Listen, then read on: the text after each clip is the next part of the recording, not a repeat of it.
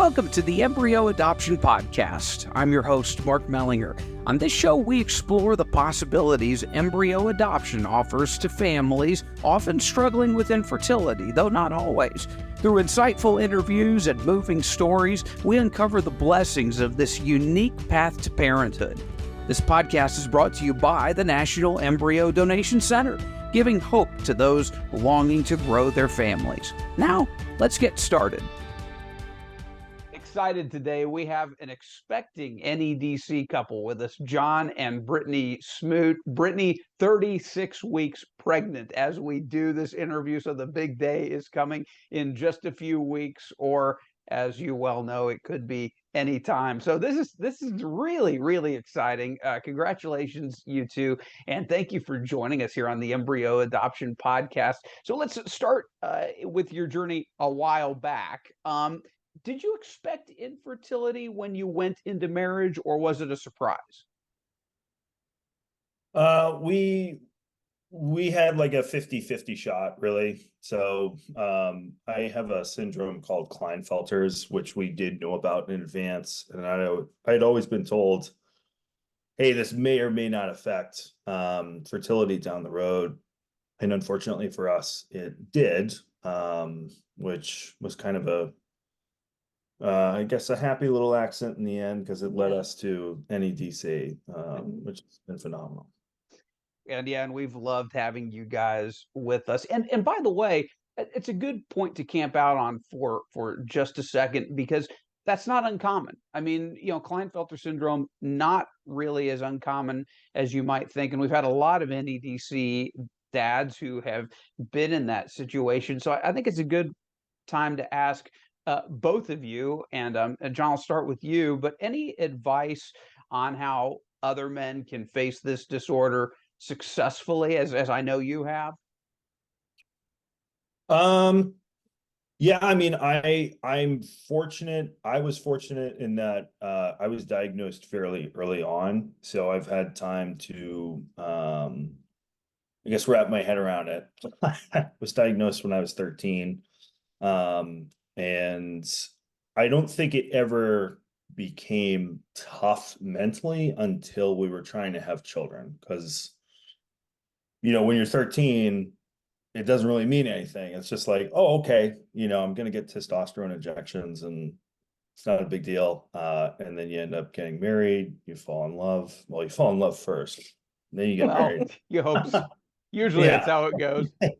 And then you want to have kids, and that's really where that was striking and tough. But we were Christians, and that's where the power of prayer and faith comes into play, and that was very helpful in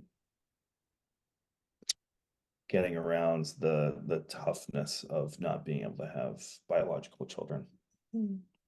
Brittany, what would you add to that? Well, I think it's really important for any spouse that is with a person that has that syndrome to understand their highs and lows, and just how important it is that they actually are experiencing different emotional ups and downs, and that it is testosterone injections, there's peaks and valleys. There's peaks and valleys, and just I guess I am blessed that having known about the syndrome before we got married, so it wasn't a shock. So I would just say to anybody that has this to be completely open and honest with a future partner or partner they have in the moment about that, just so that it's an open conversation. And yeah, for us, I mean, it just really came down to trusting in God and what He had for us. And we knew before we even got married, we said that if it was, not going to happen biologically, that we were completely and happy, open to adoption, however that looked. At the time, we did not know about embryo adoption, but for us, it looked like domestic infant adoption. But we were just open to that right from the start. So yeah, that's kind of a quick take on it. So describe your pursuit of parenthood then once you realized that you weren't going to be able to have kids on your own. What did that road look like? Well, so yeah, we started with IVF, and went through surgeries for the syndrome and found out it was not going to work. And then, yeah, we started to look into domestic infant adoption. We met with other couples that had also gone through the same thing. And it was very looming and terrifying, to be honest, just the amount of paperwork and money that it was going to cost, but it was still, we wanted to have a family. So we also then looked into fostering to adopt. And then through all of that journey, actually John's sister had just mentioned to us, have you ever heard of something called embryo adoption? To which we hadn't, which was kind of interesting for us because we went through IVF and we signed all this paperwork that talked about frozen embryos and how many do you want to create and where do you want to put them if you don't use them. And going through that, we knew we did not want to have any extra embryos. So any embryo that was created, we were going to use. So we were very careful with how many we selected, but we did not think through the end of it, where it's like they might discard them or save them. None of that was really put forward to us. So when we heard about embryo adoption, it was just kind of new and we had no idea what to think. So then he looked into it. Yeah, it was kind of dumbfounding. It was like, this makes complete and total sense. And why didn't we think of this? And just ethically, we had decided for ourselves that we weren't going to pursue sperm donation. And this just made complete sense. And it was somewhat in that same vein where it's like, hey, you have an embryo that has already been created, that is life, that deserves to be born. And this is another way to adopt, is really how we viewed it. And the only way you can adopt and carry your adopted child. Right. Yeah. Right. The science is, if we go down that rabbit hole in itself, like, okay, hey, the embryo for some cases has been frozen for 25 years and then it's born. How does it make sense? Are you 26 now? Are you one? No, it's a miraculous science. It's really, really amazing. Do you know how long your baby was frozen for? That sounds like such a weird question to ask, but here we are.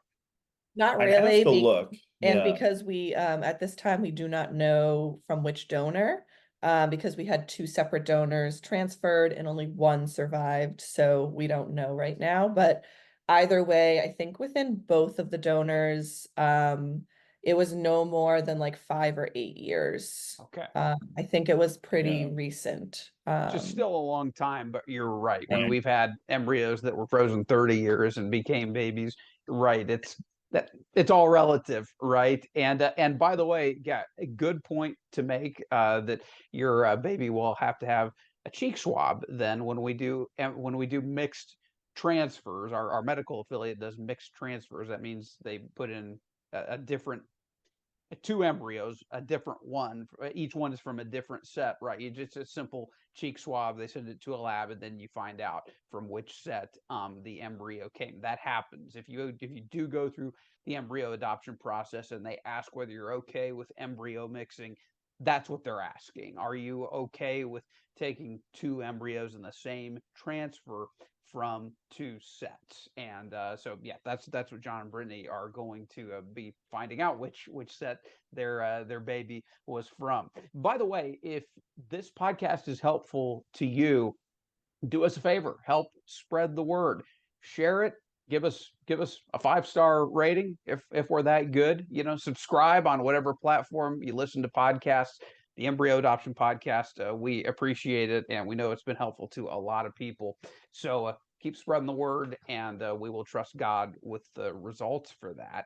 So take me through your journey then with the NEDC. I mean, obviously, I've met with you guys in person a couple of times. I can't remember exactly how you found us, but take me through that and what your journey was like with us. Yeah. So I mean, like Brittany said, my sister had mentioned embryo adoption somewhat offhand, and we had never heard of it. We were kind of shocked by it. Started to do some research, which for us, google.com, type in embryo adoption, see what pops up. Um, and I think what really struck me about NEDC's organization period was good, bad, or indifferent, the transparency of media coverage being linked to the site. So I think we really came across a couple of news stories initially in which depending on the outlet, it was somewhat double-edged in that it was like, this science is miraculous and amazing, but also it's a Christian organization, Yes, uh, we get that a and lot, right? yeah, which was kind of, it is what it is. But New York Times in particular had done a story, and for me that was really, I think that was kind of the nail in the coffin of like, all right, we're gonna go check out this organization because the science is undeniable, and I think if New York Times is saying one thing about you on the basis of ideology alone, that might be a badge of honor that we would want to look into. Yeah. So yeah, we really, that, I mean, and let me just preface this by saying, if you have a different ideology, that's fine, right? Sure. But I think what I was saying more so was NEDC's integrity and transparency of, hey, this is the media coverage.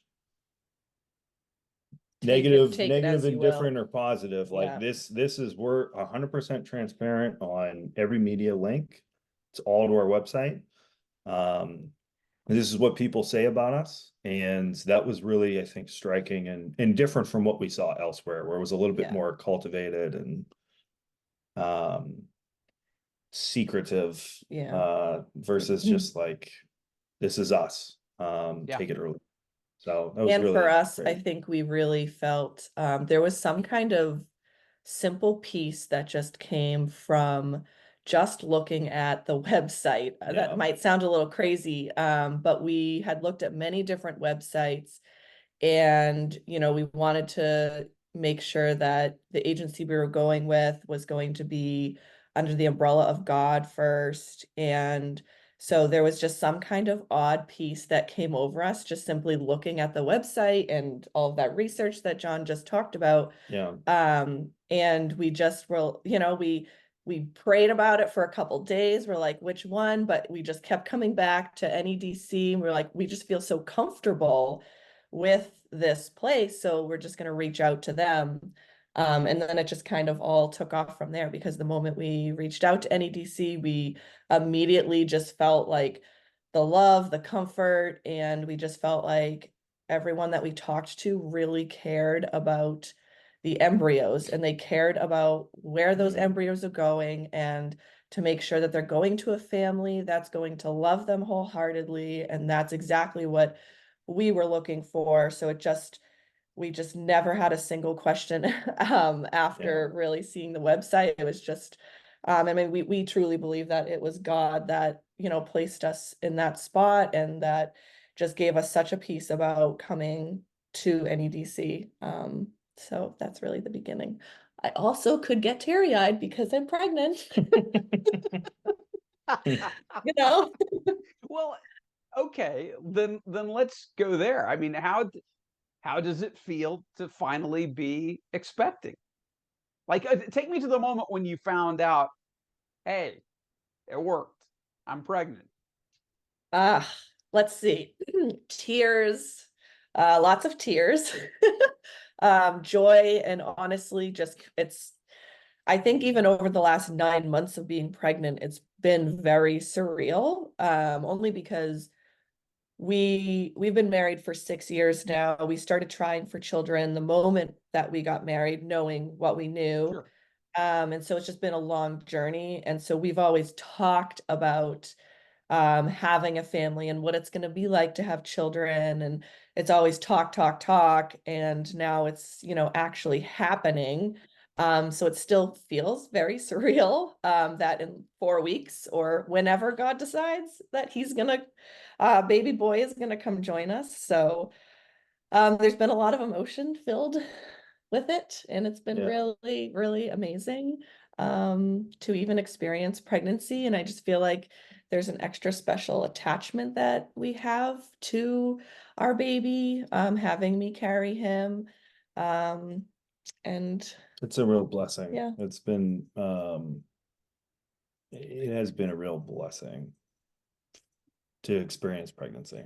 yeah, and it just has really, I think, the one thing I have to say about being pregnant is you just don't realize what God does to create a human being prior to that, because you have friends and family that are pregnant and you're like, wow, that's miraculous and amazing, and but you really don't understand the gravity of it until you're going through it yourself, because you just see how intertwined every single little detail from the start of that embryo being created to attaching to my womb, and then how God created my body to do X, Y, and Z to grow that human even more, and then what he does with breastfeeding and all of that. And it's just we just never Crazy. understood that. And I mean, I have worked with children my whole life. I never understood that until being pregnant. So that's been a really, really miraculous thing to experience, and just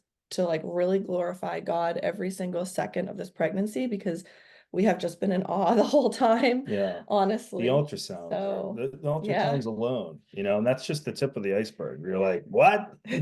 What? That's crazy. There's a human being in there. Yeah. You see him moving his hand. It's just crazy. Yeah. And thank God for the apps of today that educate you step by step, week by week, Yeah. where it's like, today he's growing his eyeballs, today he's growing, his brain, today.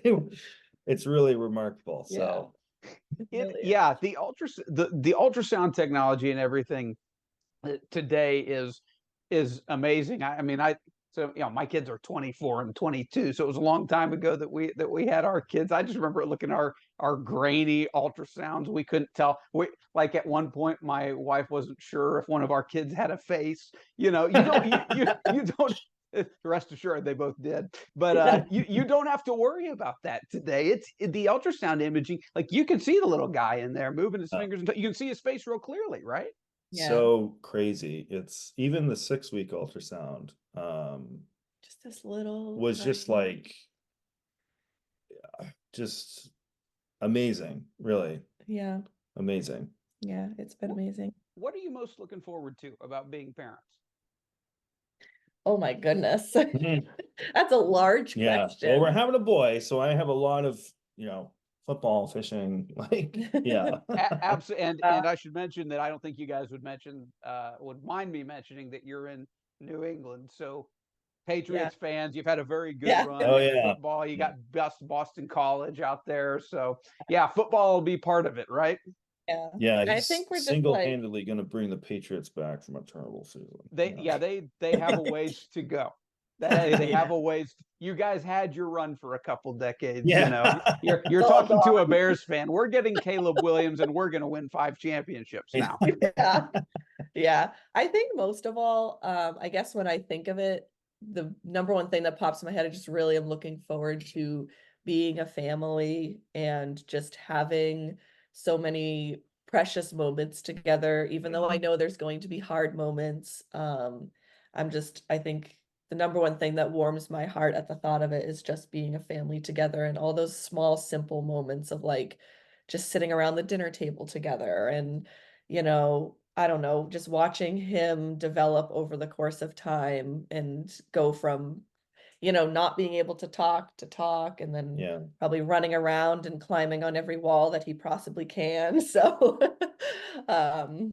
yeah, so I don't know, I guess that's what comes to my mind first and foremost, is just I'm really looking forward to just being a little family, and really getting to know who he is as an individual. So yeah. He's also going to give me a great excuse to go to the aquarium. Yeah. All the time. All the time. Hey, I have to take our son to the aquarium. Yeah, he's looking Well- forward to all the kid things that can be done. Yeah. Sorry, I have to be a good dad. We're Yeah. going to the aquarium. Yeah. I love it. No, you're right. You're right. And I remember when our kids were little, we went to the zoo a lot. I mean, we were like yearly members of the zoo. Yeah, absolutely. Those are great excuses to get to those places. Yeah. Anything that you guys wish you'd known about embryo adoption or the NEDC when you went into the process? I mean, as you look back on it now, that you'd like to pass along to others, something you wish you'd known but was a little bit of a surprise to you and something folks should be prepared for. I always like to ask that question because you know, we don't know everything. And you guys are the ones who have gone through it. I really don't think so. I don't know if that's the wrong answer. It's not the wrong answer if it's honest. I feel like there was nothing that ended up coming as a supreme shock that like wasn't told to us by everyone there. We had to go through a home study, so we, you know, had all that information. I mean, a home study is a lot of paperwork, so that part isn't joyous, but I don't feel like there's anything that I wish I had known and didn't know, to be honest. Yeah. Yeah, I think the only advice I would give to folks is when it comes to the registry of actually going in and looking at donors, just to guard your heart, because it can be, it's not a catalog, you know, we're talking about life here. So, take each one into account. Take each one into account. They all have individual stories. And then, you know, when we actually did get into the donor agreements, working through the third party, obviously you don't get to talk to the families directly, for good reason. But just taking into account that these are people's children, these are individual families, and just being respectful of other people's wishes. It's not, I mean, like I said, it wasn't necessarily a surprise. It's just the advice that would come to mind, kind of walking through the process. Sometimes it hits you differently too, or it really hits you. The weight of it hits you once you actually do it. And so I think that's really helpful for folks. So let me ask you this. You guys are sort of outliers in another sense, being Reformed Baptists out there on the East Coast. So, you know, you would share my view that God is absolutely ordaining everything that happens.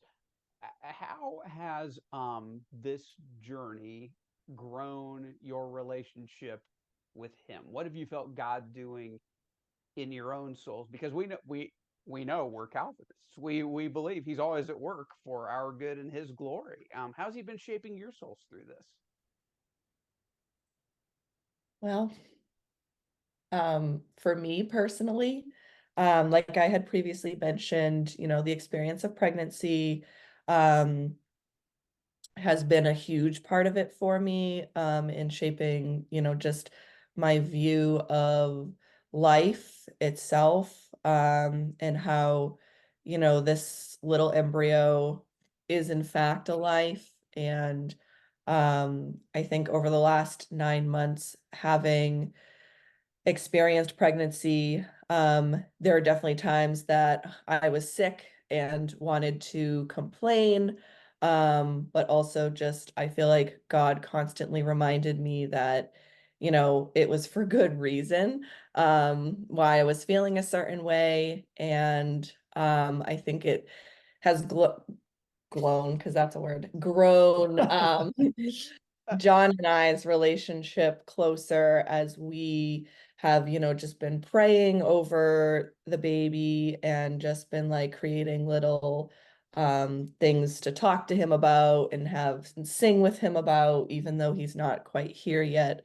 I think it's just really been more of a glorification of God, and I think that's kind of what has been the most bold thing that's come out of this. And two, it's just opened the door for a lot more conversations with people, whether they're believers or not believers, because not a lot of people, either believe or even know about embryos and embryo adoption. And so it's just spurred a lot of conversations where we've been able to talk about the glory of God in this situation and how we believe that embryos are life, and that's why we're doing this. And just helping people who don't believe to just open their eyes a little bit and see. I've had nothing but positive interactions with folks when I do say, hey, oh, we chose to do embryo adoption. Oh, no, what is that? Never heard of that before. And then you just kind of walk through it. So he's been opening the door for a lot more conversations about God. And I think that has really grown our relationship with God more by having those conversations about him, about something that's happening in our personal lives. So that's been a huge part of it. Those conversations force you into situations where you do get questions, and it's like, oh man, I wasn't prepared for that. I need to read my Bible more. It's been if I could just go back to the science again, like that's so mind-blowing. It's just mind-blowing. Yeah. And it's absolutely affirming of, listen, I don't have enough faith to be an atheist. It's just, step after step after step after step after step of all these million little different things intertwining into this creation of a human life inside of a human life. And the second you see that first ultrasound, I mean, even before that, it's remarkable. It's miraculous and remarkable. And that I have a duty to uphold as a husband and a soon to be father. And God is sovereign overall. You guys are going to love it. There's nothing like having a new baby in the house, and you will know that joy very, very soon. We will continue to pray for you here in Knoxville. Man, what a fun conversation. John and Brittany, thank you so much for joining me here on the Embryo Adoption Podcast. Thank you for having us. Thank you so much for listening to the Embryo Adoption Podcast. I hope you enjoyed learning more about this life-changing option for building a family. Hey, if you or someone you know could benefit from embryo adoption or donation, visit embryodonation.org to get started or just to find out more. Again, that's embryodonation.org. And don't forget to spread the word, rate, and review us on your favorite podcast app. Join me next time as we continue sharing inspirational stories of the embryo adoption journey. And until then, take care.